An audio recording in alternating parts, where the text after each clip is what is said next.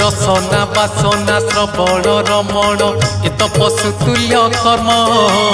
मनीष जीवन पाइछु जदि तू करि जा किछि पुण्य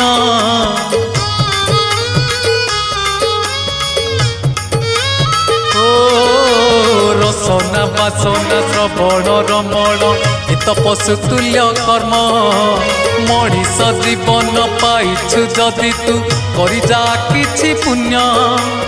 एई माटी देह बहुला गाई जोठू आसीछि जीव पळेई एई माटी देह बहुला गाई जोठू आसीछि जीव पळेई तो साथी रे जीवेनी केही एक जीवन तो सेई जिए प्रभु नाम धरे नाही धिक जीवन तो सेई जिए प्रभु नाम धरे नाही।